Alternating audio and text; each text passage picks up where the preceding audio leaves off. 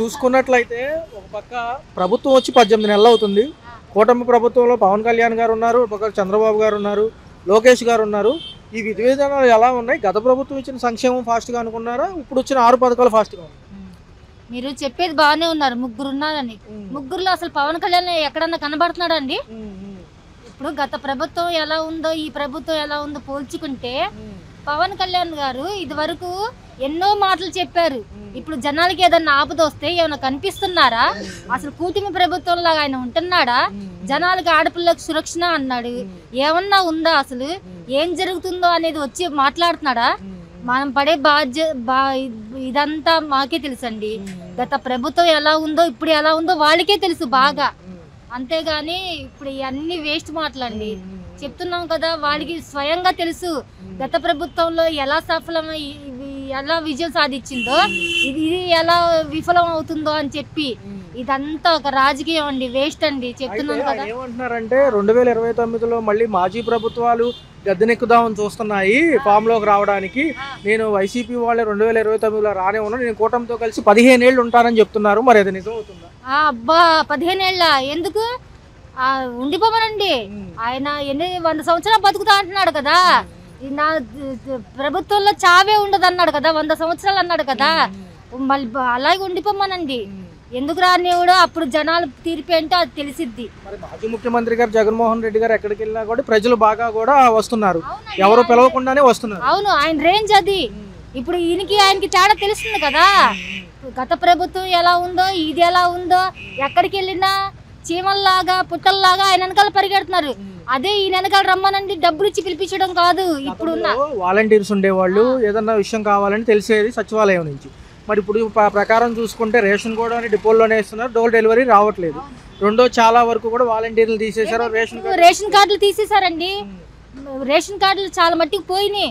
ఎవరు సమాధానం చెప్తారండి? పింఛన్లు పోయినాయి. వికలాంగులకి ఇప్పుడు కనబడట్లేదండి కళ్ళంట. వికలాంగులు అని చెప్పి వాళ్ళు టెస్టులు చేయాలా? వాళ్ళు టెస్టులు చేయాలండి.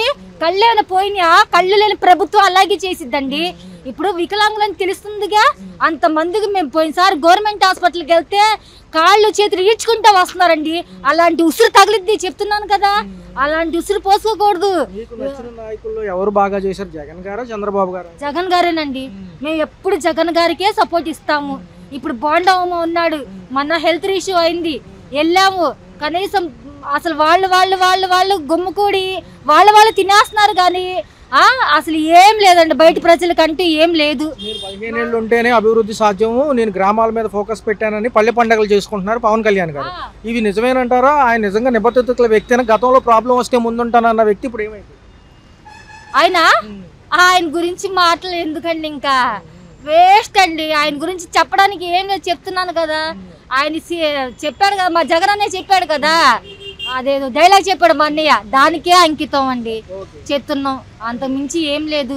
ఎప్పటికైనా మా జగన్ అనే వస్తాడు. ఇక్కడ రేపు స్థానికంగా నగరంలోనేమో మున్సిపాలిటీ ఎన్నికలు ఉన్నాయి, గ్రామాల్లో పంచాయతీ ఎన్నికలు ఉన్నాయి కాబట్టి ప్రజల హవా ఎటు ఉండబోతుంది? అటు జగన్ జగన్ జగన్ చూసుకోవటం దాచుకోవటమే సార్, అంతేగాని ప్రభుత్వం ఏం పని చేయట్లేదు. ఈ 18 నెలల్లో కూడా ఎంతసేపు మాజీ ప్రభుత్వాల నుంచి మా కష్టాలు నష్టాలు అంటారు. వీళ్ళు గెలిచి ఏం చేయట్లేదు, ఏం పనులు లేవు. అంతా ఇక వాళ్ళ పరిపాలన అంతా ఏదో తీరుగా ఉంది. మాజీ ముఖ్యమంత్రి గారు ఓడిపోయిన చోట గెలవాలి, గతంలో ఈవీఎం ట్యాంపర్ గురించి కూడా చెప్పారు. ఇప్పుడు ఆయన ఏమంటున్నారంటే ప్రజా దర్బార్ పెట్టి సమస్యలు నేను చూసుకుంటానంటేనేమో వీళ్ళు రానివ్వట్లేదు. ఇటుపక్క ఈయనేమో పల్లె పండుగలు అని చేస్తున్నారు. ఇక్కడ డైరెక్ట్ గా ఎక్కడా కూడా న్యాయం జరిగింది లేదంటారు. ఎవరు న్యాయం జరిగింది లేదని పవన్ కళ్యాణ్ గారు చెప్పారు కానీ ఏమి న్యాయం జరగట్లేదు. అవును, ఏం జరగట్లేదు. ఆయన మాటలే కానీ ఏమి పనులు లేవు. వాళ్ళు మరి 15 ఏళ్ళు కలిసి ఉంటానని ఎందుకు అంటున్నారు? ఇంకా 15 ఏళ్ళు ఈవీఎంలు మోసం చేస్తున్నాం, మళ్ళీ కూడా మోసం చేసి మళ్ళీ గెలుద్దామని చూస్తుండే ఆయన. అదే ఆయన ఆటలేం సాగవు. ఈసారి గ్యారంటీ జగన్ వస్తాడు, జగన్ రావాలండి. జగన్ వస్తేనే పేదవాళ్ళకి న్యాయం జరుగుద్ది. అమరావతి రైతులు మా సమస్యలు పట్టించుకోవట్లేదు, ఏపీసీఆర్డీఏ బిల్డింగ్లు అవును ఎవరైతే భూములు ఇచ్చారో స్థలాలు ఇస్తానన్నారు కదా, అవును అది ఇంతవరకు తేలేదు. మళ్ళీ 16,000 ఎకరాలు కావాలంటున్నారు. అసలు ఏం జరుగుతుంది? మళ్ళీ ఏం లేదు, వాళ్ళ పని ఇక తీసుకోవటం, అది అమ్ముకోవడానికే చేసుకుంటున్నారు. గత ప్రభుత్వంలో 9 పథకాలు ఫాస్ట్ గా అందుకున్నారు, ఇప్పుడు సూపర్ 6 వచ్చింది. సూపర్ 6 లేవు, వాళ్ళ బొందలో ఏమీ రావట్లేదు. సూపర్ 6 అనే పేరే కానీ ఏమీ లేవు. ఆయన 9 పథకాలు బ్రహ్మాండంగా ఇచ్చిండు, పరిపాలన బ్రహ్మాండంగా ఉంది. అంతా బాగుంది. అది ఎంతసేపటికి పవన్ కళ్యాణ్ గారు పాత ప్రభుత్వంలో చేసి నిర్వీర్యం పనుల వల్ల నేను చేయలేకపోతున్నాను, నన్ను ఆదుకోండి, నాకు సమయం ఇవ్వండి అంటున్నారు కదా. ఏది సమయం 18 నెలల్లో ఏమైనా చేసిండా? ఏం ఒక పేదవాళ్ళకి ఎవరికి ₹1 ఇచ్చింది లేదుగా. ఎలా ఉంది సార్? పాపం పనులు పారవాళ్ళు లేవు, చాలా మంది పనులు కూడా లేవు. అసలు ఏమి లేవు. రూట్లు అనరు, రూట్లు లేవు. అన్నీ రంగులు వేస్తాడు, బిల్లులు చేసేసుకుంటుండు. రోడ్ల పనులు ఎక్కడా లేవు. ఆయన ఉండగా ప్రభుత్వం బాగుంది. మీకు నచ్చిన నాయకుల్లో బాగా చేసినప్పుడు రాజశేఖర రెడ్డి గారు, జగన్ గారు, చంద్రబాబు గారు చూసుకుంటే ఎవరు బాగా చేశారు? జగన్ గారే చేసిండండి బాగా. రాజశేఖర రెడ్డి గారి కంటే జగనే బాగా చేసింది. సార్ మరి ఉచిత పథకాలు ఇచ్చేస్తున్నాం అని అంటున్నారు. ఫీజు రీయింబర్స్మెంట్ గురించి నిన్న ధర్నా చౌక్ లో పెద్ద ధర్నా. అవును, పిల్లలందరూ కూడా పాపం రోడ్డు ఎక్కారు పాపం. అవును, వాళ్ళు అదే వాళ్ళకి ఏం న్యాయం జరుగుతుంది. వీళ్ళు ఏదో మాటలు చెప్పడమే కానీ పనులు ఏం చేయరు సార్. వీళ్ళు మాటల ప్రభుత్వం, చేతల ప్రభుత్వం కాదు. రైతులు వాళ్ళ ఇబ్బందులు వాళ్ళు పడుతున్నారు పాపం. అది జరిగిద్ది. మళ్ళీ భూసేకరణ జరిగిద్దో జరుగుదో మరి. 18 నెలల కూటమి ప్రభుత్వ పాలన. పవన్ కళ్యాణ్ గారు ఏమో పల్లె పండుగలు అని చెప్పి 2.0 అక్కడ బిజీగా ఉన్నారు. మాజీ ముఖ్యమంత్రి గారేమో ఇటు ప్రజా దర్బార్లో ఈయన బిజీగా ఉన్నారు. ఎలా అనిపిస్తుంది? బాగానే ఉంది పరిపాలన.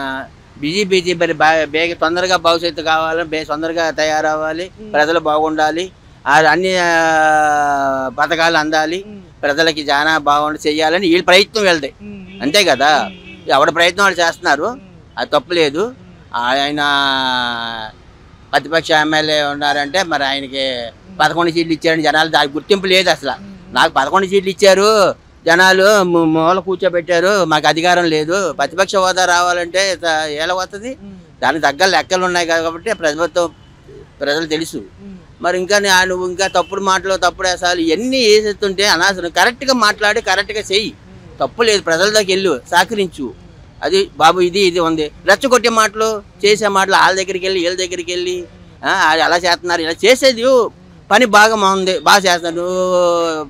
జనాలు చెప్పు, బాగానే ఉంది, ఈ ప్రభుత్వం బాగానే చేస్తుంది, నువ్వు చెప్పవు కదా.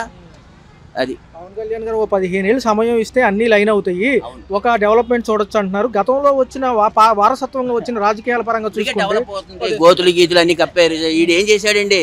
ఈ పరిపాలన మొత్తం తగలబెట్టేసి వెళ్ళిపోయాడు, నాశనం చేశాడు. సరైన బిల్లులు కట్టలేదు, అందరికి ఎకనామం పెట్టేసి ఇప్పుడు వీళ్ళు కట్టుకొస్తున్నారు. ఏదైనా సరే మొత్తం వీళ్ళు కట్టుకొస్తున్నారు. ఆ బాధ్యత బడ్జెట్ ఎక్కడి నుంచి వస్తుంది? ఇంత లోతు నువ్వు చేసుకుపోయావు, ఏముంది అక్కడ? ఏమీ లేదు.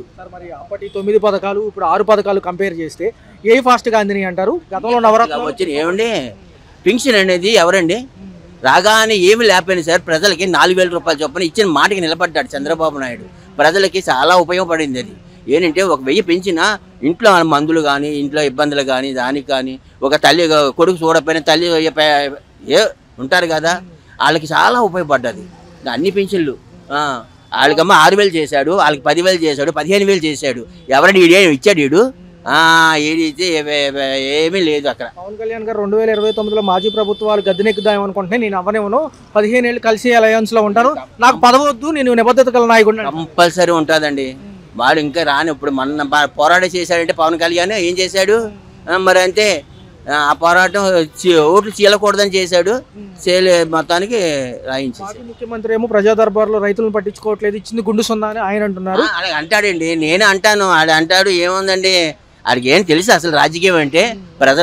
రైతులు అంటే ఏంటి? మామూలుగా సహకరించాలి, రైతులకైనా ఎవరికైనా సహకరిస్తే బాగుంటది. చేసే తప్పులు నువ్వేమి చూడకుండా చేయకుండా వరదలు వచ్చి పారిపోయి నువ్వు కనపడకుండా ఏదో ఎక్కడికి వెళ్ళిపోయి బెంగళూరు వెళ్ళిపోయా, అక్కడ కాపలా ఇక్కడ బ్యాలెన్స్లో ఉంటే సుఖమే ఉంది. నువ్వు ఆ రుసుకుండా తవ్వేశాడు. 6 కోట్ల ప్రజలకి ఎత్తే బాగుండు కదా. మరి వాళ్ళు లేని వాళ్ళకి ఇల్లు కట్టిస్తే అదొక ఆనందం. వాళ్ళు సంతా పడతారు, బాగుంది, బాగా చేశాడు ప్రభుత్వం అనుకుంటారు. స్థానిక ఎన్నికల హవా ఇటు ఉండబోతుందంటే రేపు జనవరి ఉంటే ఇటేపు వస్తుందండి గ్యారంటీగా. ప్రజలు గుర్తించారండి, ఏం అక్కర్లేదు. ప్రజలు తిరగబడ్డారు, ప్రజలు మనసులో పెట్టుకొని ఏకంగా గుద్దారు. అది నచ్చిన నాయకులు ఎవరు సార్? ఒక్కళ్ళు అప్పుడు ఎన్టీఆర్ అప్పుడు ఎన్టీఆర్ మా కాంగ్రెస్ హస్తం అసలు ఫస్ట్ నుంచి మా తల్లిదండ్రుల కోసం హస్తమే. ఆ తర్వాత ఈ వచ్చిన తర్వాత తెలుగుదేశం ఎన్టీఆర్ రామారావు, ఆ తర్వాత వచ్చిన తర్వాత చంద్రబాబు. అభిమానం అనేది అంటే ఒకదానికైనా అటేసి ఇటేసి ఆడెవ్వనే ఇవ్వపోయాయండి. మనకి మంచి చేశారా, బాగుపడ్డామా, శుభ్రంగా అభివృద్ధి చేస్తున్నారా లేదా అది కావాలి. అంతేగాని సర్వనాశనం చేసేసి అందరి ప్రజలు నీకమ్మో ఫిష్ మార్కెట్లో ఉద్యోగాలు చేపల మార్కెట్లో ఉద్యోగాలు, ఏట మాంసం చికెన్ కొట్లో ఉద్యోగాలు ఇస్తే ఎవరికండి? అలా కాదండి, నువ్వు ఇంత చదువుకున్నావు, నీకు ఎంత చదువుకొని ఇండస్ట్రియల్ బాబులు లేకుండా ఉద్యోగాలు లేకుండా ఎక్కడికో పారిపోతున్నారు కుర్రోళ్ళు. ఎంత బాధపడుతున్నారు వాళ్ళు.